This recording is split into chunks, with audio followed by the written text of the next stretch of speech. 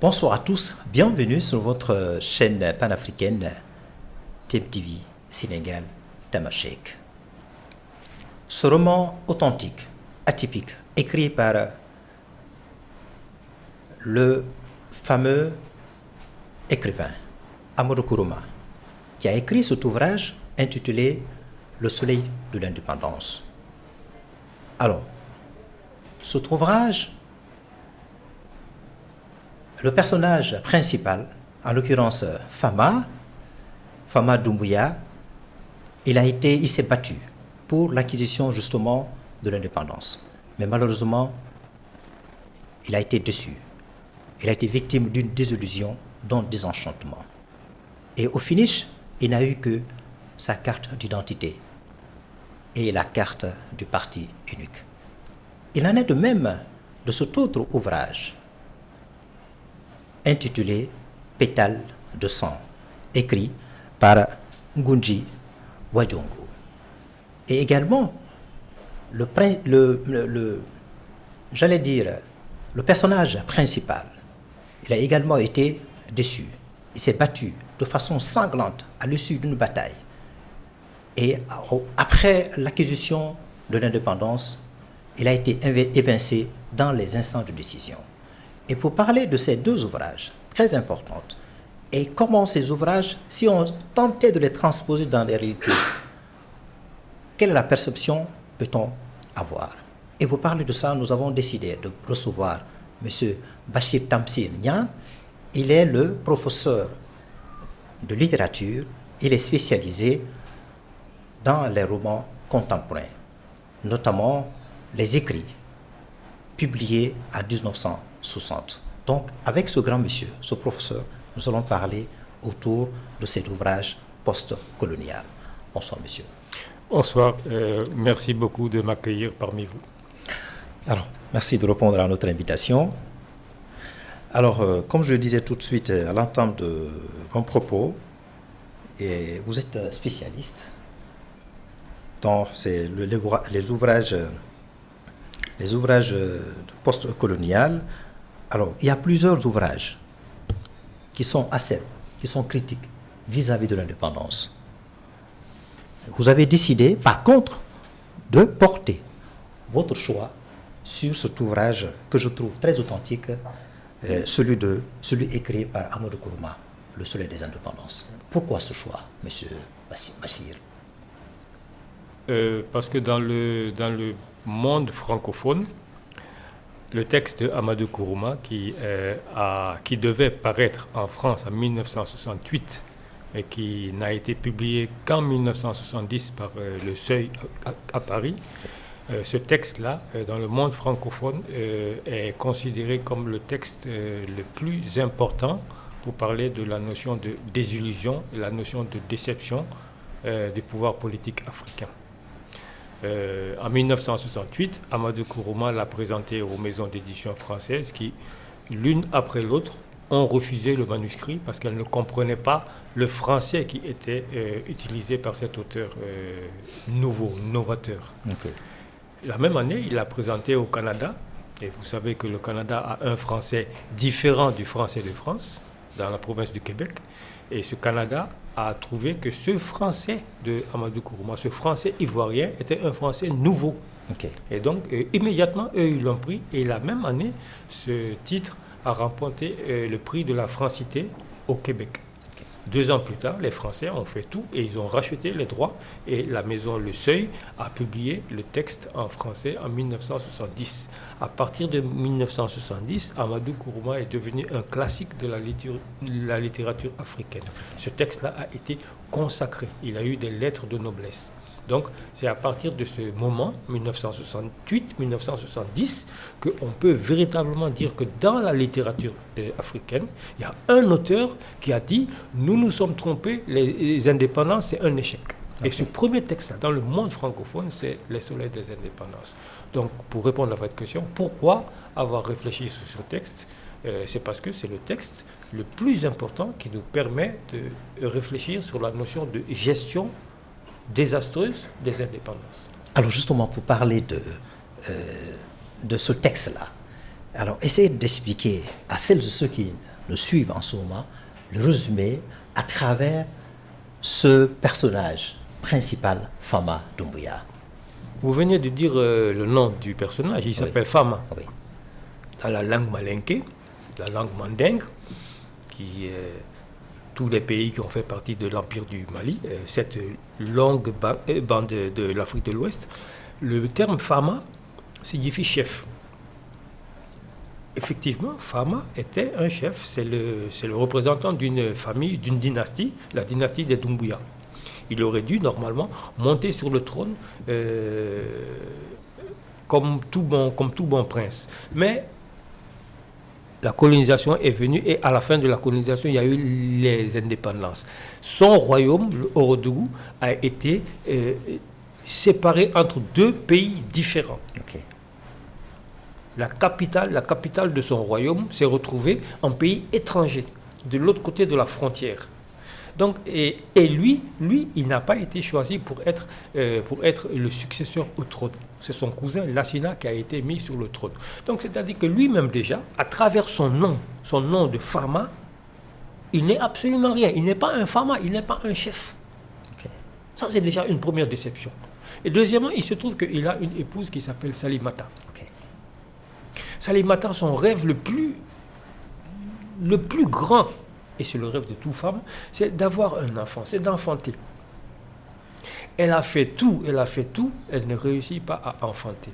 Elle a été victime de l'excision qui pour elle s'est mal passée et elle a traîné ces séquelles-là. C'est peut-être ça qui est à l'origine de son manque d'enfants. Mais il y a quelque chose de beaucoup plus grave. C'est quand on lit le texte et quand on comprend un peu la langue balinké qu'on se rend compte que Amadou Kourouma avait déjà prévu ça au début. Cette femme, elle s'appelle Salimata. Okay. Salimata, c'est pas Fatoumata, c'est pas Awa, c'est pas Adama, c'est Salimata. En malinké, ça veut dire Salimata. Okay. La prière n'a pas été prise. La prière n'a pas été exaucée. Donc, dès sa naissance, elle avait déjà un nom prédestiné. Okay. Et quand on se rapporte à l'histoire, elle-même, sa mère avait eu des problèmes pour avoir un enfant. Elle est partie rencontrer le génie du village au mont Togbe, et c'est ce génie-là qui l'aurait fécondé. Donc, le papa de Salimata n'est pas un être humain. Si on s'en tient à l'histoire invisible. C'est un être invisible. Oui. Donc comment cette femme peut-elle, dans le monde visible, avoir un enfant? Donc, c'est-à-dire que l'idée de procréation était déjà interdite. Déjà. Okay. Mais ça, je parle de l'auteur. C'est l'auteur qui a déjà dit ça à son... Il a déjà imaginé ça. Et maintenant, on arrive dans la période des indépendances. Les indépendances sont venues. Amadou Kourouma, qu'est-ce qu'il a donné à Fama? Il lui a donné sa carte d'identité et la carte du parti. C'est tout. Mais le prince, celui qui était le prince hier, dans le monde moderne, comme il est analphabète, comme la queue d'un âne, il n'a absolument rien. Il ne peut avoir aucun poste. Ses amis qui ont un peu plus d'instruction que lui et qui ont fait moins d'efforts pour les indépendances sont à des postes alors que lui, il n'a absolument rien. Donc, sur tous les plans, le personnage de Fama exprime ce qu'il appelle lui-même la bâtardise des indépendances. Et c'est un texte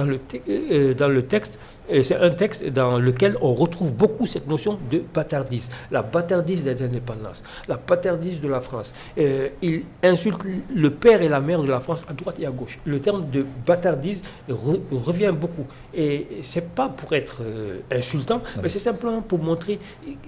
Sa colère, sa déception. Le gouffre existentiel dans lequel cet homme est. Okay. Il était prince hier. Il s'est battu. Il a donné tout ce qu'il a. Maintenant, il n'a rien. Ceux qui, avant, étaient ses esclaves, sont ses maîtres aujourd'hui. À travers sa déception, se lit la déception de toute l'Afrique. Une désillusion totale. Une désillusion totale. Alors, professeur, essayez de nous expliquer la particularité de cet écrit-là, l'écriture que Amadou Kourouma a utilisée pour accoucher cet ouvrage à travers la langue malinké. Essayez de malinkéiser, si je peux le dire comme ça. Oui, effectivement, je pense que c'est ça qui est à l'origine du refus prudent des éditeurs français dans les années 1968. Ils se sont sûrement rendus compte que le français utilisé dans le roman s'éloignaient un peu du français qu'eux, ils connaissaient et qu'ils avaient l'habitude de publier. Donc, en tant que commerciaux, en tant qu'éditeurs, ils se sont dit, si on publie un texte comme ça, est-ce que ça va vraiment marcher? Est-ce que ça va intéresser les gens? Le coup de génie, l'intelligence de Amadou Kourouma, c'est de peut-être être parti au Canada et d'avoir présenté ça dans un pays où il y avait un autre français. Ouais. Parce que le français de France et le français du Canada, c'est pas la même chose. Les Français du Canada, eux, ils ont vu ce texte et ils se sont dit, ah, c'est un Français d'Afrique, c'est intéressant. Il y a des mots qu'on ne connaît pas, il y a des tournures qu'on ne connaît pas. Peut-être que ça peut intéresser. Ouais. Et Dieu a fait que ça a été le carton. Ça a été publié là-bas. La même année, il a remporté le prix de la francité. Ouais.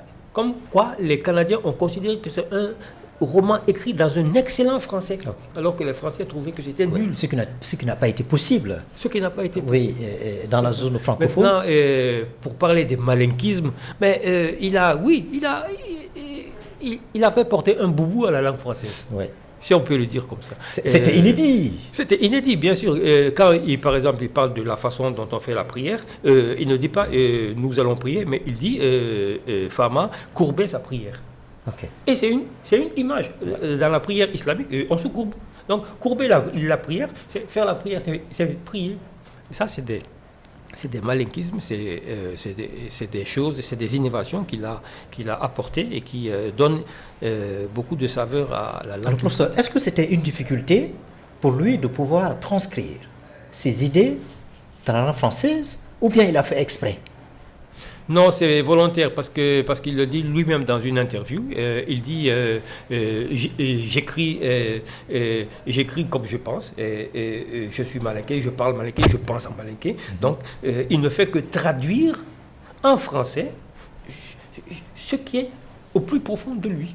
Alors, sur ce point-là, on va revenir sur tout celui-là. Il y a cet auteur Ogunji Wajongo, voilà, qui a demandé aux intellectuels, aux Africains, de faire en sorte de s'exprimer dans leur langue sur la scène internationale. Oui, effectivement. Alors, on va revenir sur ça. Alors, si on tentait de transposer un petit peu la déception qu'a subi ce personnage principal, Fama, dans la réalité d'aujourd'hui, quelle explication peut-on donner, professeur? Il y a quelque temps, on disait que suite à ce qui s'est passé en France, on avait l'habitude de dire que nous sommes tous Charlie, pour paraphraser cette expression. Je pourrais dire que nous, les Africains, nous sommes tous des Fama. Okay. Nous sommes tous des Fama Doumbouya. C'est-à-dire, Fama Doumbouya est quelqu'un qui a une histoire prestigieuse derrière lui. C'est un prince. Nous aussi, Africains, nous avons une très grande histoire derrière nous. Mais la situation dans laquelle nous sommes, elle n'est vraiment pas très, très agréable à voir. Et qu'est-ce qui nous a plongé dans cette situation? Est-ce les colons, ou bien les indépendantistes, ou bien les pères de l'indépendance? C'est un ensemble de tout. Bien sûr, les colons ont une responsabilité énorme. Mais la responsabilité des colons ne serait pas aussi grande si nous-mêmes, nous n'avons pas notre part dedans. Nous-mêmes, nous avons été responsables sur beaucoup de choses. Yeah. Parce qu'au lieu d'apporter des solutions, oui, au contraire, on a apporté des problèmes. Nous avons été complices de beaucoup de choses. Et une fois que les indépendances ont été obtenues, au moment où les correctifs auraient dû être apportés, et la plupart des élites, malheureusement, ont préféré simplement s'installer tranquillement à la place des anciens colons et perpétuer leur règne à leur profit. Alors qu'il fallait apporter les correctifs pour impulser un nouveau changement. Est-ce que je peux me permettre de comparer quasiment la situation de Fama à celle du peuple souverain africain? Oui, je vous le conseille. Qui se sentent déçus lorsque leurs fils sont arrivés au pouvoir. Les pères de l'indépendance sont arrivés au pouvoir après le départ des colons. Oui. Tout à fait. L'analogie est tout à fait normale. C'est la même chose. Les pères fondateurs sont arrivés aux indépendances. On attendait beaucoup de choses d'eux. L'histoire leur fera le procès. Le procès se fera peut-être pas avec nous, mais ceux qui viendront après nous, et chaque personne sera mise vraiment devant sa responsabilité. Ils ont fait ce qu'ils pouvaient. C'est déjà très bien de s'être battu et d'avoir obtenu les indépendances nominatives.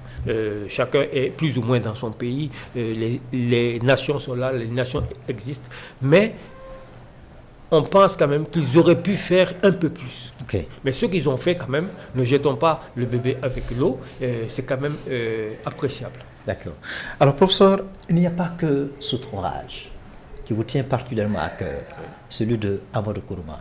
Vous avez porté votre choix évidemment sur un autre ouvrage intitulé Rétal de sang, écrit par ce grand écrivain aussi, Kenyan, Ngugi wa Thiong'o, qui a écrit ce bel ouvrage où le personnage principal a subi quasiment la même désillusion, le même désenchantement que Fama. Oui, effectivement. Il s'agit en fait, c'est pas vraiment un seul personnage, mais c'est un groupe de 4 personnes qui sont censées représenter toute la population du Kenya, parce que ce roman se déroule au Kenya. Alors d'abord, une petite précision, pourquoi j'ai voulu prendre, pour parler des désillusions africaines, pourquoi j'ai voulu prendre un ouvrage du monde francophone et un ouvrage du monde anglophone, c'est parce que d'abord je m'étais dit, si je veux parler de la désillusion en Afrique, essayons de le faire sur un axe géographique et linguistique assez large. Ouais. Prenons le texte qui me paraît le plus important dans le monde francophone et faisons la même chose dans le monde anglophone. Ouais. Dans le monde francophone, j'ai déjà expliqué, c'est Amadou Kourouma. Okay. Dans le monde anglophone, j'aurais pu prendre d'autres textes, mais j'ai préféré Pétale de sang. Parce que cet ouvrage est le 4e ouvrage en anglais de Ngugi wa Thiong'o. Okay. Jusqu'à son 4e ouvrage en anglais, il était un très grand écrivain en langue anglaise, très reconnu par tout le monde. Ouais. Après ça, il y a eu, un petit miracle. Il a décidé de ne plus écrire en anglais. Okay. Donc, c'est son dernier texte en anglais. Maintenant, il écrit dans sa propre langue maternelle, en Kikuyu. Okay. Et c'est à partir de sa langue maternelle qu'il traduit lui-même en anglais. Donc là, c'est une démarche ça, c'est un choix judicieux. Hein, parce que les deux, là, ils ont beaucoup de points de convergence. J'espère qu'on en parlera après. Maintenant, pour revenir à Pétale de sang, okay. Les 4 personnages, en fait, ce sont 4 personnes blessées par la vie. Okay. Qui quittent le monde urbain pour se retrouver dans un petit village, mais vraiment une bourgade qui s'appelle Île Morok, où chacun vient comme un réfugié pour se cacher. Et c'est à l'intérieur de ce village-là que maintenant va se dérouler toute l'action. Et ces personnages-là, effectivement, ce sont des gens qui ont beaucoup apporté à la lutte des indépendances, mais qui malheureusement ne bénéficieront absolument rien des indépendances nouvelles. Parce que le Kenya a été libéré après une guerre contre les occupants britanniques. Les Britanniques, oui. Il y a eu une guerre terrible, la guerre des Mau Mau. Oui, très sanglante. Il y a eu plusieurs morts. Oui. Et c'est à l'issue de ça que maintenant, une nouvelle équipe est venue au pouvoir. Malheureusement, la déception va venir parce que ceux qui sont arrivés au pouvoir n'ont pas véritablement mené la lutte. Ils n'ont pas pris les armes. Ce sont des professeurs, oui. Ce sont des intellectuels, ce sont des hommes d'affaires. Et c'est eux qui maintenant se retrouvent directeurs, ministres, présidents. Bref, aux affaires. Et c'est eux qui ont toutes les affaires. Et comme maintenant ils ont tout le pouvoir en leurs mains, ils reproduisent le même pouvoir que les Blancs. Donc ils martyrisent la population, okay. Ceux qui se sont battus. Et c'est là où il y a la notion de déception. Okay. Donc il y a déception du côté francophone, oui. Il y a déception du côté anglophone. Et donc j'ai pris ces 2 textes-là pour montrer que les Africains, de façon générale, ont été déçus de la manière dont les indépendances ont été gérées. Alors, cet écrivain-là, Ngugi wa Thiong'o, il m'impressionne beaucoup. C'est un écrivain acerbe, critique. Il est auteur de théâtre. Il est essayiste. Voilà. Il a même, comme on parle de la langue utilisée, la langue malique utilisée. Le Kikuyu, oui. Utilisée par Amadou Kourouma. Oui. Et lui, comme il a essayé. Non, lui, il n'a pas essayé. Il le fait. Oui, voilà. Il écrit dans sa langue. Maintenant, il a essayé d'épouser sa langue locale. Oui. Et donc, à l'image de ça, il a demandé aux intellectuels africains de faire en sorte de s'exprimer sur la scène internationale. Tout à fait, tout à fait. Ouais. Tout à fait. Alors, ça aussi, c'est aussi une désillusion, une déception qu'a subi ces personnages principaux. Il y a Kourkouga, si je me trompe. Voilà, il y a un personnage dans cet ouvrage-là, Oui. voilà, qui ont été victimes. Il y a des professeurs, il y a des syndicalistes. Oui, Karega, Voilà, des Karika, voilà, je l'ai dit. Il y a Karika. Karega, il y a Mounira, il y a la Ok. femme qui s'appelle Wanja, il y a l'ancien combattant qui s'appelle Abdullah, Ok. il y a le professeur qui s'appelle Mounira. Oui, c'est un petit groupe de personnes qui ont été vraiment malmenées, blessées par la vie et qui n'ont pas eu une existence très heureuse, quoi. Effectivement. Alors, ce professeur, vous êtes enseignant littéraire. Est-ce que ces programmes-là, cet ouvrage, j'allais dire, sont vraiment prisés auprès des élèves? Dans le monde francophone dans lequel nous sommes, et je pense que les élèves ils connaissent quand même assez bien Amadou Kourma, Le Soleil des Indépendances. Mais, Oui. mais visiblement, ils s'intéressent peu à ces ouvrages, au profit des ouvrages européens. Bon, c'est peut-être le programme, c'est peut-être le programme qu'il faut revoir parce que il y a peut-être pas assez, l'accent n'est peut-être pas assez mis sur la littérature africaine. Ouais. Il faudrait peut-être revoir les programmes et introduire de nouveaux auteurs. Mais je sais que bon, il y a un accent qui est quand même assez mis sur la littérature occidentale, notamment française, Ah ça, ouais. avec Saint-Exupéry et tout ça là. Oui, oui. En tout cas, c'est important que vraiment nos États essaient de revoir Oui, tout le à fait. programme pour permettre ainsi aux jeunes de s'enraciner davantage. Oui, effectivement, ça rappelle un peu l'esprit de Senghor, l'enracinement dans l'ouverture. Oui. On ne peut s'ouvrir vers l'autre que quand on a les pieds bien enracinés dans sa terre. Oui, c'est ça. Un enfant bien assis sous sa langue peut facilement s'ouvrir Tout à fait. au monde tout à fait, extérieur. tout à fait. Alors, vous avez écrit ce bel ouvrage que j'ai ici sous la main, Little Jamaica. Alors, rapidement, qu'est-ce que vous avez dit dans cet ouvrage?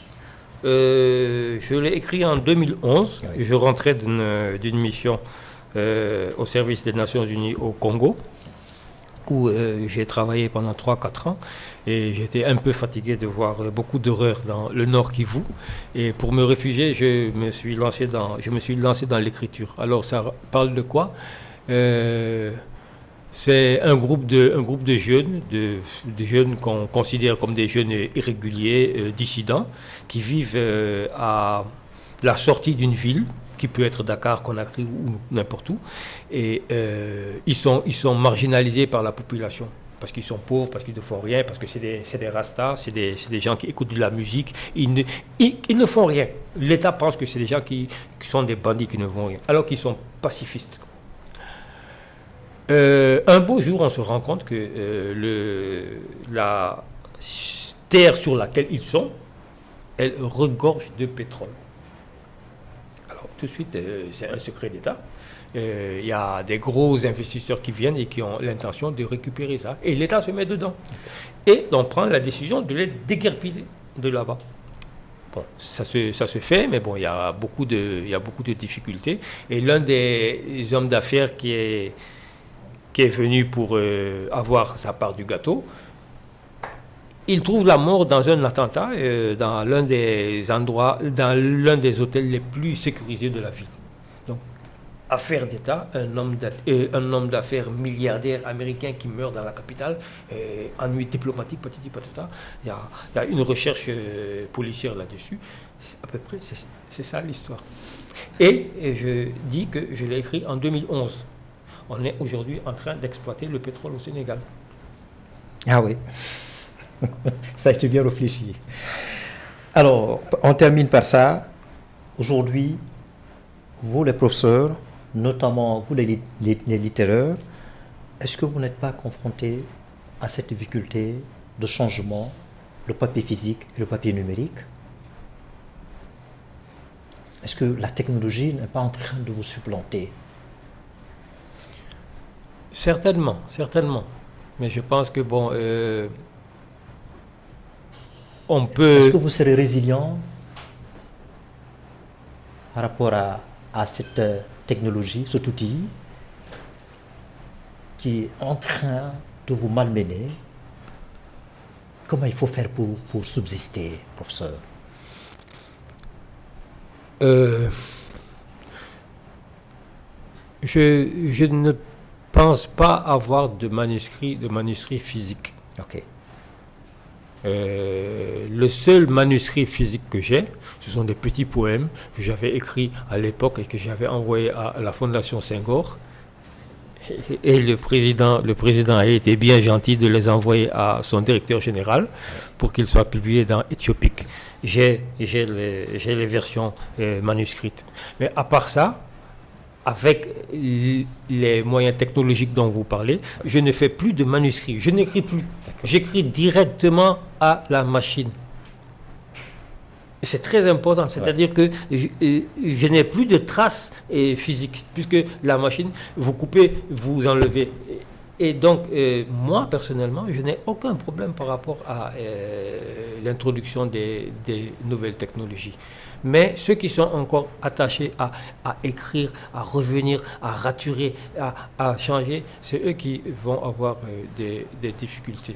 Et je ne pense pas qu'on perde des lecteurs avec les nouvelles technologies. Au contraire, c'est beaucoup plus facile. Vous pouvez lire sur votre téléphone, vous pouvez lire sur une montre, vous pouvez lire sur n'importe quoi. Donc le livre a une durée de vie beaucoup plus grande actuellement. Ok. Alors, vous parlez de la lecture. Est-ce que vous êtes lu, vous et les autres auteurs? Amadou Kourouma, on en a parlé tout de suite là, et tant d'autres. Est-ce que la jeunesse aujourd'hui ne souffre pas cette espèce de carence de lecture? Vous avez raison, oui, il y a une carence de la lecture, ça c'est clair. Les auteurs, les grands auteurs ne sont pas aussi lus qu'ils devraient être lus, ça c'est clair, c'est évident. Mais cela est dû à un faisceau de raisons. Il n'y a pas assez d'incitation de la part des pouvoirs académiques. Ça, c'est déjà un. Et deuxièmement, il y a une trop grande sollicitation des autres formes de lecture. Okay. Il y a tout ce que vous voyez maintenant est digital. Ouais. Donc, c'est-à-dire que l'esprit humain, il est très difficile de le canaliser sur une seule chose. Les tentations sont beaucoup trop nombreuses pour que les jeunes lecteurs s'adonnent à la lecture exclusivement dans le sens où nous le voulons, la lecture, littérature et tout. Ils ont trop de choses à leur... oui, ils lisent autre chose que la littérature, même tout à fait, étant digitale. Tout à fait. Mais je pense que votre question, c'était de savoir comment faire pour qu'ils se dirigent avec plaisir vers la lecture elle-même. C'est un peu difficile. En tout cas, cette génération, contrairement à celle que vous avez connue sous le régime de Senghor, Abdou Diouf, s'intéresse peu, encore une fois, à la lecture. Oui, parce qu'il y a d'autres formes de lecture et qu'il y a d'autres thèmes qui les intéressent beaucoup plus. Donc maintenant, il faudrait arriver à jouer avec l'esprit du temps et rendre la lecture telle que nous la souhaitons beaucoup plus valorisante à leurs yeux. Est-ce que ce n'est pas ce qui fait que la jeunesse aujourd'hui a du mal à se réinventer, à imaginer, à créer comme les littéraires le faisaient?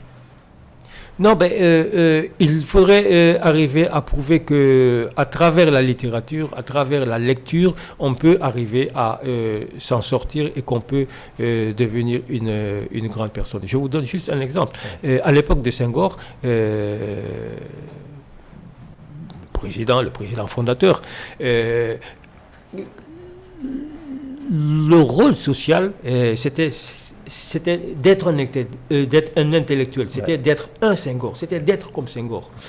À l'époque où nous sommes maintenant, on ne dirait plus à son enfant, il faut être comme Senghor.